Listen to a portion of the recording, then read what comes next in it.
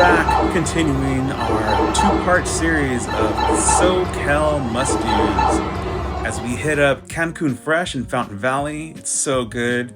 And Mendocino Farms. It was a new place for us. And of course, as mentioned before, we're heading to Universal Studios.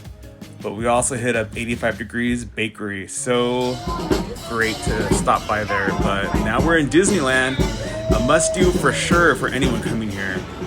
Overall, the wait times were so-so, but we had to get on Space Mountain. And a unique attraction here at Disneyland, Alice in Wonderland. Can't find it anywhere else, folks, but in Southern California.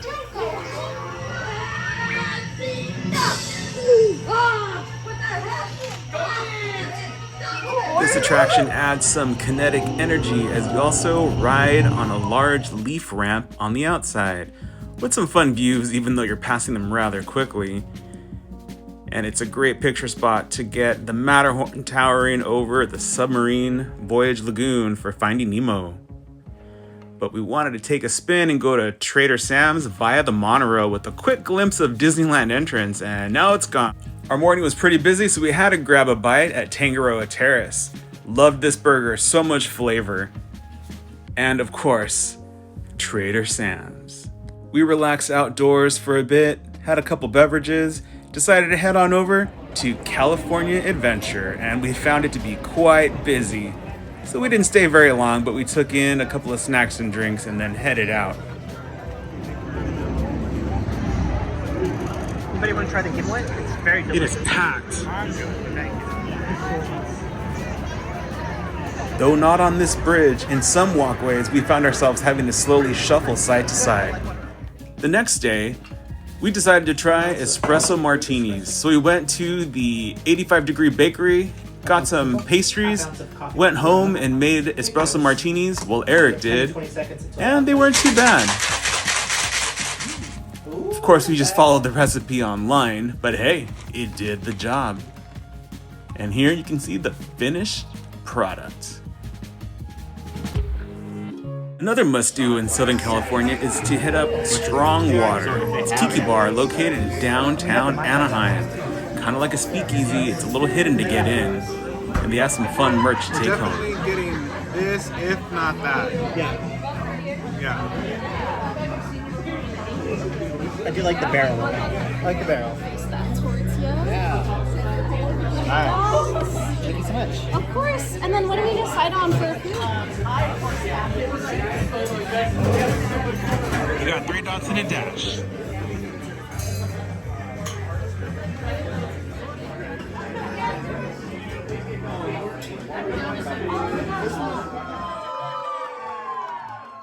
So after that blazing spectacle, the next day, which was a Monday, we headed out to Hollywood. Riding through downtown LA, making our way up the 101. Traffic was pretty light, not too bad. So we could go, as they say, ride the movies.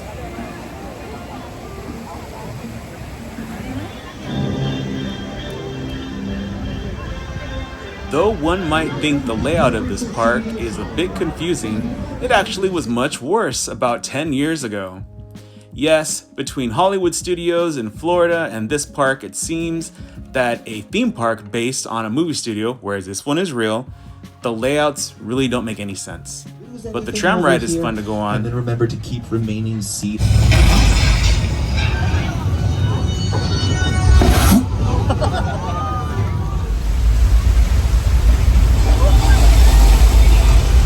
Monster House, folks. That's 1313 Mockingbird Lane from that classic Bates Motel.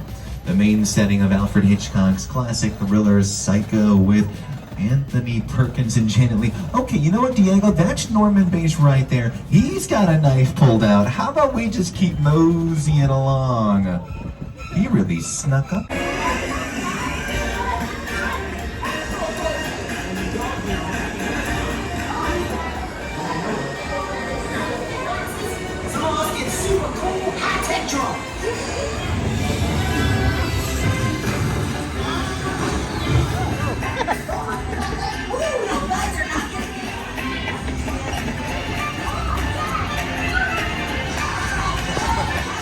The day was mostly clear. You can see a little bit of a fog or haze layer, but that's typical for Southern California, especially when in Los Angeles.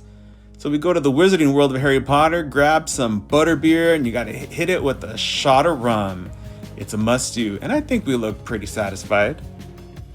It was a nice surprise that the park was pretty much empty, a big change from California Adventure 2 days prior, and the queue was basically empty. So it was a quick walk-on to get onto the attraction, and the land was not so full of people.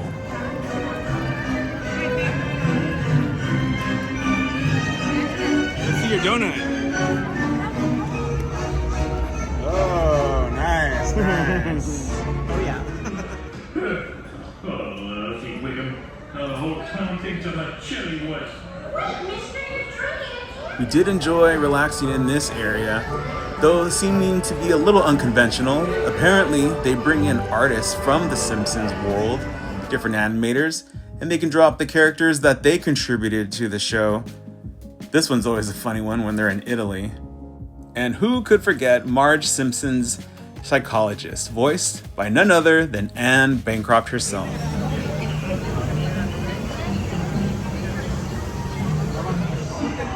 When the gate opens, take step into the boat. Using the We're in the front. Get soaked. Definitely got wet.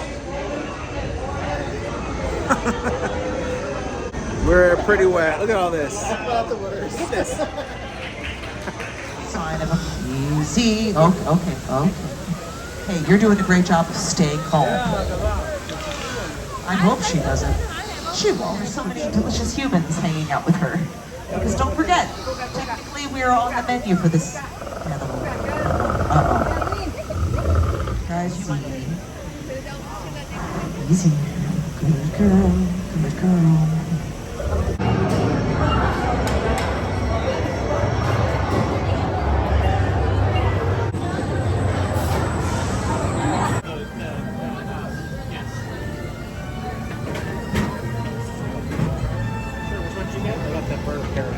You have your Raptor cups. Very nice.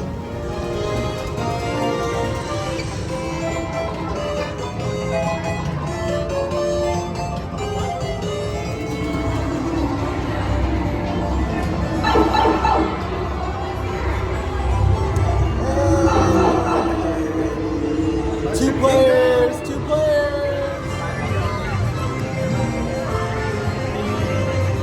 When you're in the land, you can purchase those power-up bands to play games where you collect keys in order to do the Bowser Challenge. And you'll see that a little bit later. But first, we're going to go on the Mario Kart attraction. You've accepted the challenge, and it's going to be Lance and Jeff's first time on this one. We're ready. Ready. Eric is all dolled up, holding Yoshi, and he's ready to go collect some more keys. And here he is going for it. We didn't try this game last time, but there's a trick to it. You can see there's like a cascade from each PAL box to the other. We'll call it a PAL box. In the end, he does get his key. This next challenge was also a new one for us. This is new.